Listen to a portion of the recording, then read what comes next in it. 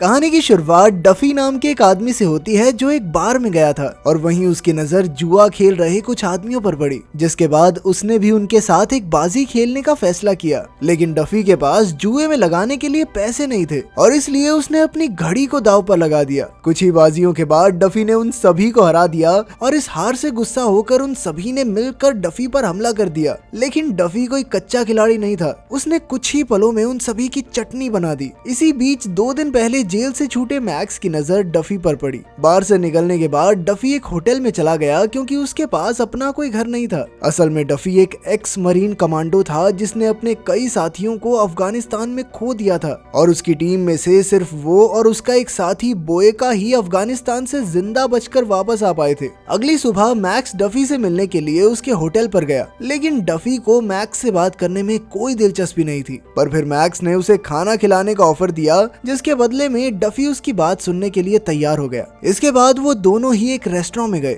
जहां उसने डफी की काबिलियत की बहुत तारीफ की और कहा कि बेटा तेरे हाथ में जादू है, हम बहुत पैसे कमा सकते हैं। पहले तो डफी को उसकी बात पर विश्वास ही नहीं हुआ, पर मैक्स उसे अपनी बात का सबूत देने के लिए तैयार था। जिसके बाद वो दोनों डोनाल्ड नाम के एक आदमी से मिलने गए जो अलग अलग जगहों पर स्ट्रीट फाइट्स करवाता था। और पहली फाइट के बाद डोनाल्ड ने वहां मौजूद सभी आदमियों को अपने फाइटर से लड़ने का ओपन चैलेंज दिया। पर तभी उसकी नजर डफी पर पड़ी और वो जानता था कि मैक्स उसे वहां एक लड़ाई के लिए ही लाया है। पर डफी ने इस लड़ाई के लिए साफ इनकार कर दिया, जिसके बाद वहां खड़े सभी लोग उसका मजाक उड़ाने लगे। अपनी इस बेइज्जती को देखकर डफी आखिरकार लड़ने के लिए तैयार हो गया और उसने बड़ी ही आसानी से डोनाल्ड के उस फाइटर को हरा दिया। तभी उन्हें पुलिस के सायरन की आवाज सुनाई दी और इसलिए वो डोनाल्ड से अपने पैसे लेकर तुरंत ही वहां से निकल गए। रास्ते में डफी को उसके हिस्से के पैसे देकर मैक्स ने उससे उसके घर के बारे में पूछा, जिस पर डफी ने उसे अपनी हालत के बारे में बताया और उसकी बात सुनकर मैक्स ने उसे अपनी बहन के घर में शिफ्ट करने का फैसला किया।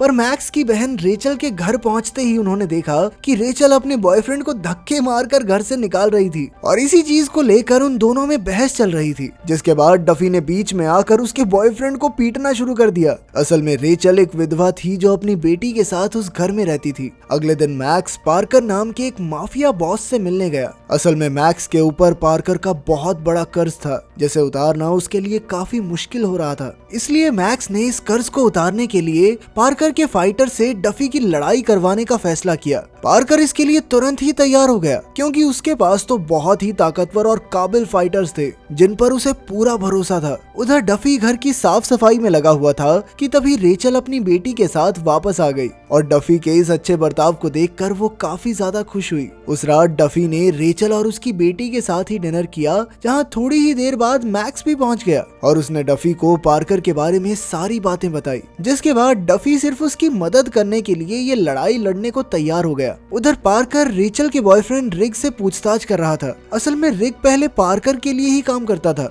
और गैंग छोड़ने से पहले उसने पार्कर का बहुत सारा पैसा चोरी किया था। उसी वक्त लिंक्स नाम की एक करप्ट पुलिस ऑफिसर भी वहां पहुंच गई और उसने रिक से पूछताछ करना शुरू कर दिया। जिस दौरान उन्हें पता चला कि उसने सारा पैसा अपनी गर्लफ्रेंड रेचल के घर में छुपा रखा था। ये जानकारी मिलते ही लिंक्स ने बिना कुछ सोचे सीधा उसे गोली मार दी। जिसके बाद उसने पार्कर को रिक की गर्लफ्रेंड के बारे में जल्द से जल्द पता लगाने को कहा। अगले दिन मैक्स और डफी अपनी लड़ाई के लिए अरीना में पहुंचे जहां पहले से ही लड़कियों की लड़ाई चल रही थी। उस वक्त वो करप्ट पुलिस वाली लिंक्स भी वहीं मौजूद थी। पहली लड़ाई खत्म होने के बाद अब डफी की बारी आ चुकी थी। मैच की शुरुआत से पहले ही डोनाल्ड ने सबको कह दिया कि इस आदमी को भाई हल्के में मत ले लेना। पर इस चेतावनी के बावजूद भी लड़ाई शुरू होते ही डफी ने बड़ी ही आसानी से अपने दुश्मन को हरा दिया। मैच के बाद जैसे ही मैक्स और डफी वहां से निकलने लगे तभी पार्कर ने उन्हें अपने सबसे खास आदमी फोर्ड से लड़ने के लिए चैलेंज किया। पर मैक्स जानता था कि फोर्ड तो बहुत ज्यादा ताकतवर है और दूसरी तरफ उसका कर्जा तो पहली फाइट से ही माफ हो गया था, इसलिए उसे इस चैलेंज को एक्सेप्ट करने में कोई दिलचस्पी नहीं थी। लेकिन फिर पार्कर कहने लगा कि अगर तुमने फोर्ड को हरा दिया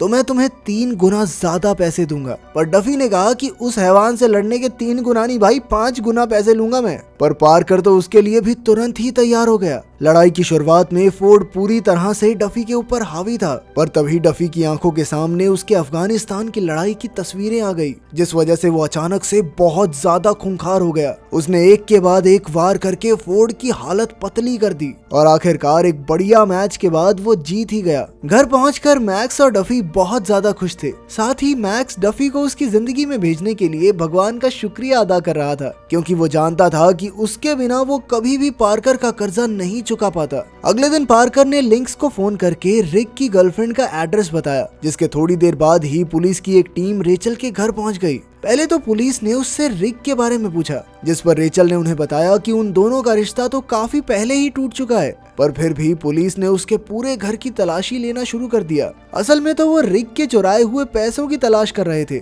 पर पूरे घर की अच्छे से तलाशी लेने के बाद भी उन्हें वहाँ कोई पैसे नहीं मिले। जिसके बाद लिंक्स ने रेचल को धमकाते हुए 1 हफ्ते में सारे पैसे वापस करने को कहा, और ऐसा ना करने पर उसने रेचल और उसकी बेटी को जान से मारने की धमकी दी। उसी शाम घर पहुंचने पर मैक्स और डफी को पुलिस की इस रेड के बारे में पता चला, पर रेचल का कहना था कि उसके पास इन पैसों के बारे में कोई भी जानकारी नहीं है। उसकी बात सुनते ही मैक्स समझ गया कि ये पुलिस वाले पार्कर के लिए ही काम कर रहे हैं, और इसीलिए वो रेचल और उसकी बेटी को घर पर छोड़कर डफी के साथ सीधा पार्कर से मिलने चला गया। लेकिन पार्कर का कहना था कि भाई ये पैसे तो मुझसे भी ज्यादा खतरनाक लोगों के हैं, अगर वो पैसे नहीं मिले ना तो भाई मुझे भी कोई नहीं बचा पाएगा, तुम्हारी तो बात ही कोई नहीं है। और रिक ने मरने से पहले यही कहा है कि उसने सारे पैसे रेचल के घर पे छुपाए हैं, और अब वो पुलिस वाले बिना पैसे लिए रेचल और उसकी बेटी को छोड़ने वाले नहीं हैं। तभी पार्कर ने मैक्स से इस कर्जे को अपने सर पर लेने का सुझाव दिया ताकि वो अपनी बहन को बचा सके,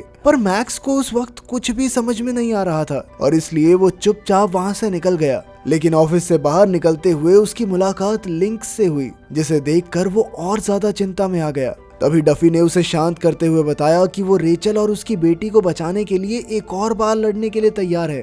थोड़ी देर बाद डफी घर के बाहर अकेला बैठा था, तभी रेचल उसके करीब आई और उसने डफी से इतना ज्यादा कम सोने की वजह पूछी, जिस पर डफी ने उसे बताया कि जब भी वो सोता है तो उसे अफगानिस्तान में युद्ध के भयानक गंदे सपने आते हैं और उसे अक्सर अपने मरे हुए साथियों का चेहरा ही दिखाई देता है। उधर मैक्स डोनाल्ड के साथ मिलकर डफी के लिए एक बड़ी फाइट प्लान कर रहा था, ताकि उससे मिलने वाले पैसों की मदद से वो पार्कर का सारा कर्जा चुकाकर अपनी बहन को बचा सके। उसकी परेशानी को सुनकर डोनाल्ड इस काम के लिए तैयार हो गया, पर इसके बदले में उसे 30% का हिस्सा चाहिए था। अगले दिन डोनाल्ड ने पार्कर को जाकर मैक्स के ऑफर के बारे में बताया, और साथ ही अपनी बात को मनवाने के लिए डोनाल्ड ने पार्कर की थोड़ी ईगो छेड़ दी। उसने कहा कि अगर तुम अपनी पिछली हार का बदला नहीं लोगे तो लोग तुम्हें डरपोक कहेंगे, बताओ डरपोक हो तुम। जिसके बाद पार्कर ने तुरंत ताव में आकर कहा कि प्रधान तुम लड़ाई करवाओ, मैं अपने आप ले आऊंगा फाइटर। उसी शाम एक फाइट का आयोजन किया गया जहां सभी अमीर लोग पैसे लगाने के लिए पहुंच गए।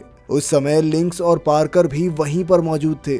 उन दोनों को भरोसा था कि इस बार डफी नहीं जीत पाएगा, पर फिर भी लिंक्स का कहना था कि अगर डफी ये लड़ाई गलती से भी जीत गया तो सारे पैसे पार्कर को भरने पड़ेंगे। लेकिन फिर पार्कर ने कहा कि ना डार्लिंग, इतनी जल्दी नहीं। उसने लिंक्स को कहा कि तुम्हारे सभी गैर कानूनी कामों का कच्चा चिट्ठा मेरे पास मौजूद है, सारे सबूत है मेरे पास, तेरे सीनियर्स को पकड़ा दूंगा। उधर डस्टबिन में कूड़ा फेंकते वक्त रेचल की नजर कूड़ेदान में पड़े रिक के बैग पर पड़ी, जो पैसों से लबालब भरा हुआ था। असल में ये बैग उसकी बेटी ने रिक के बर्ताव से परेशान होकर वहाँ छुपाया था, जिसके लिए उसने बाद में माफी भी मांगी। उधर डोनाल्ड ने मैच से पहले डफी को किसी भी हालत में लड़ाई जीतने को कहा, क्योंकि उसने उसकी जीत पर $5 मिलियन लगाए हुए थे। इस बार डफी के सामने एक पुलिस ऑफिसर था। मुकाबला थोड़ी देर भी टक्कर का नहीं चला। डफी ने बड़ी ही आसानी से उस ऑफिसर को हरा दिया, जिसके बाद तो वहाँ भगदड़ ही मच गई, और इस भगदड़ का फायदा उठाकर मैक्स और डफी भी वहाँ से निकल गए। रास्ते से ही मैक्स ने रेचल को फोन करके अपना सामान पैक करने को कहा।